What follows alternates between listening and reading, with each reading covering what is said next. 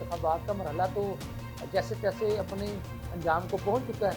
नताइज भी तकरीबन आप कह लें कि आ चुके हैं। जो जोड़ तोड़ का जो मरहला है वो अपने बामी अरूज पर पहुंच चुका है कि वज़ीर आज़म पाकिस्तान वो इत्तेहादी जमात के बराबर मुस्लिम नून के वो हैं वाशिफ साहब, वो वज़ीर आज़म नामज़द हो चुके हैं। पीपल्स पार्टी ने उनको वाज़ेह तौर पर वोट देने का ऐलान कर दिया है। एमकेएम पाकिस्तान ने भी उनको वोट देने का ऐलान कर दिया है। और आईपीपी के जो हैं सदर अब्दुल रहीम खान साहब, उन्होंने भी ऐलान कर दिया है। मौलाना फजल रहमान साहब ने तो वाज़ेह कर दिया है कि वो वज़ीर आज़म का वोट नहीं देंगे वाशिफ साहब को।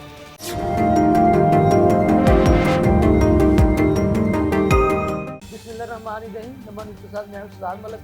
नाज़रीन, खबरें वही हैं सियासत के मैदान से, क्योंकि इंतखाबात का मरहला तो जैसे तैसे अपने अंजाम को पहुंच चुका है। नताइज भी तकरीबन आप कह लें कि आ चुके हैं। और अब जो जोड़ तोड़ का जो मरहला है वो अपने बामी अरूज पर पहुंच चुका है। कुछ चीज़ें जो है वो फाइनल हो चुकी हैं, कुछ पे जो है वो काम जारी है। जैसे कुछ से मुराद मेरी ये है कि वज़ीर आज़म पाकिस्तान वो इत्तेहादी जमात के बराबर मुस्लिम नून के वो हैं वाशिफ साहब, वो वज़ीर आज़म नामज़द हो चुके हैं। पीपल्स पार्टी ने उनको वाज़ेह तौर पर वोट देने का ऐलान कर दिया है। एमकेएम पाकिस्तान ने भी उनको वोट देने का ऐलान कर दिया है। और आईपीपी के जो हैं सदर अब्दुल रहीम खान साहब, उन्होंने भी ऐलान कर दिया है। तो रियाज साहब भी ऐलान कर चुके हैं, क्योंकि उनकी रहायश का भी ये सारी तकरीब जो है वो सजाई गई थी। इसी तरह बाप पार्टी के जो साकिब इंद्रानी साहब हैं, उन्होंने भी ऐलान कर दिया। और पीछे रह जाती है पीटीआई और जेयूआई फेल, मतलब कि मौलाना फजल रहमान साहब। मौलाना फजल रहमान साहब ने तो वाज़ेह कर दिया है कि वो वज़ीर आज़म का वोट नहीं देंगे नवाज शरीफ साहब को। और साथ ही उन्होंने नवाज शरीफ साहब को मशवरा दिया था कि आप मेरे साथ अपोजिशन में बैठें।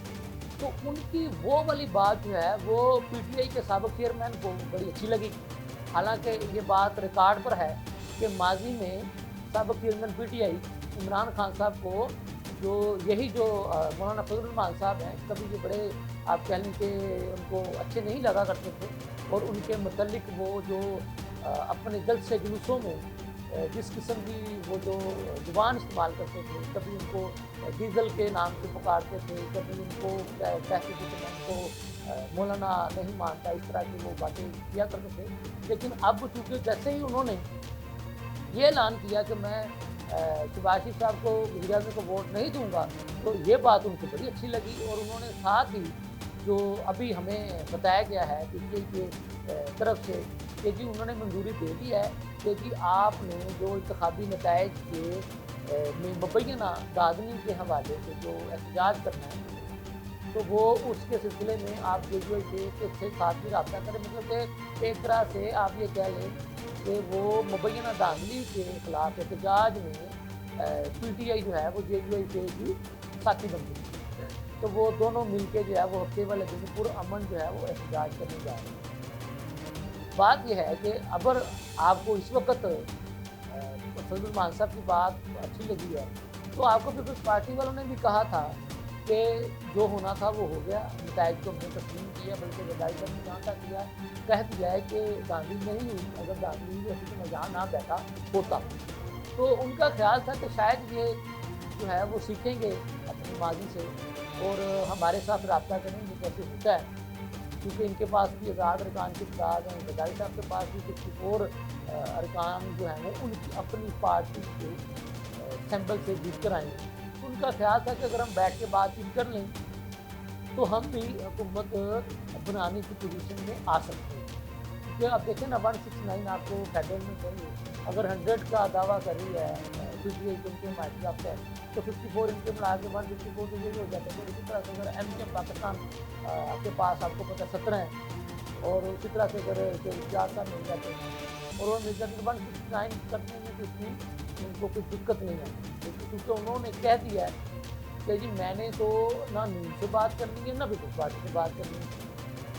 तो बात ये फजल रहमान साहब की तो आपके बकूल कि ये एक ही चीज़ है, आप भी उनको कहते रहेंगे जनाब बोला ना, तो ये सारे के सारे इकट्ठे हैं और आप तो उनके बारे में कहते रहे थे कि ये सारे मिल जाएंगे, सारे इकट्ठे हो जाएंगे, मेरे खिलाफ ये होगा वो होगा। बहरहाल जब आपने इस इशू पे डिसीजन ले लिया था खान साहब, तो आप मुल्क को आगे बढ़ाने की खातिर भी डिसीजन ले सकते थे। और बल्कि मेरा बतौर पॉलिटिकल स्टूडेंट ये एनालिस्ट है कि अगर आप पीपल्स पार्टी के साथ मिल जाते पहले दिन से, जब ये रिजल्ट आया था पहले दिन के बाद ये, तो अब तक जो आपके बकौल के आपके जो हमायत याफ्ता उम्मीदवारों को तोड़ा जा रहा है, या वो जो दूसरी पार्टी में जा रहे हैं, या वो आपके बकौल नून लीग में जा रहे हैं, तो शायद वो ना जाते, तो वो मुतहिद हो जाते जब उनको यही पता चल जाता कि जिस पार्टी की हिमायत से हम जीते हैं यही हुकूमत बनाने जा रही है, तो वो शायद ही गरीब जाती।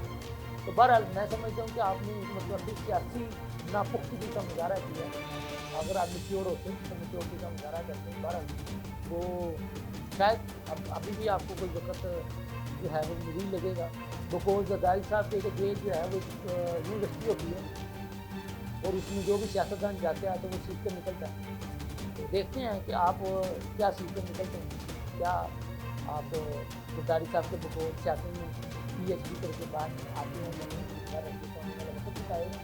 बात यह है कि इस वक्त आपको हुकूमत बनाने का तो वही बात, अगर आप इसी तरह से उनके साथ मिल जाते तो आप पंजाब में भी शायद आप पंजाब में भी हुकूमत बनाने में कामयाब हो जाते। लेकिन अब तो जनाब आपके हाथ से पंजाब निकल चुका है, जिसको कहते हैं रेत की तरह से। अब तो पंजाब में नून लीग को सादा अक्सरियत से भी ज़्यादा आप कह लें कि अक्सरियत हासिल हो चुकी है। आप जिसको मर्जी उनके मुकाबले में उम्मीदवार नामजद करें, वो अब तो मरीम नवाज साहिबा को वज़ीर-ए-आला पंजाब बनने से नहीं रोक सकता। तो अगर मैं ये कहूँ तो वफाक में भी शहबाज साहब आसानी के साथ वज़ीर-ए-आज़म का वोट लेने में कामयाब हो जाएंगे, तो ये भी बेजाना होगा। ये तो पीपल्स पार्टी ऐलान कर चुकी है कि जी हम कैबिनेट का हिस्सा तो नहीं होंगे, लेकिन शहबाज साहब को वोट ज़रूर देंगे। तो ये बात आपको माननी पड़ेगी कि जो जीती हुई पार्टी है, आपका तो अभी एक आज़ाद अरकान का ग्रुप कहला है ना, तो जो जीती हुई पार्टी है तो पार्टी में बार बार लफ्ज़ इस्तेमाल कर रहे हैं ताकि आप लोगों को समझ आ जाए। तो पार्टी के लिहाज से तो नून लीग नंबर 1 नहीं है, और दूसरी पार्टी के लिहाज से पीपल्स पार्टी का दूसरा नंबर है, तीसरा नंबर जो है वो MKM पाकिस्तान का है। तो बहरहाल ये अवाम का फैसला है, अवाम ने आपके लोगों को भी आपके बकौल वोट दिए। लेकिन उसके बाद बात ये होती है कि आप उन्हें वोट का मान कैसे रखें। आपके बकौल के अगर आपको मैंडेट मिला तो मैंडेट इसलिए मिला है कि आप हुकूमत में आए, काम करें उनके लिए। तो अगर आपने फिर वही इंतशार की सियासत करनी है और जनाब जल्द से दूसरों की सियासत करनी है, एहतजाज की सियासत करनी है, तो ये कोई नेक सुकून नहीं होगा। मुल्क को माशी तौर पर, सियासी तौर पर मजबूत करने की ज़रूरत है। इस वक्त मुबैना धांधली के ख़िलाफ़ जो है वो एहतजाज करने की ज़रूरत नहीं है। मैं उम्मीद करता हूँ कि आप ये धांधली खेलने की बजाय अब पार्लियामान के अंदर जाकर सियासत करेंगे, क्योंकि अब आपके बकौल जब आपको अवाम ने पार्लियामेंट के अंदर सियासत करने का मौका दिया तो आपको पार्लियामेंट के अंदर बैठकर भी सियासत करनी चाहिए, उसी का आपको फ़ायदा होगा। अगर आप वो फिर इंतशार की सियासत की तरफ जाएंगे तो ना तो वो मुल्क के लिए अच्छा है, ना ही आपकी पार्टी के लिए अच्छा होगा।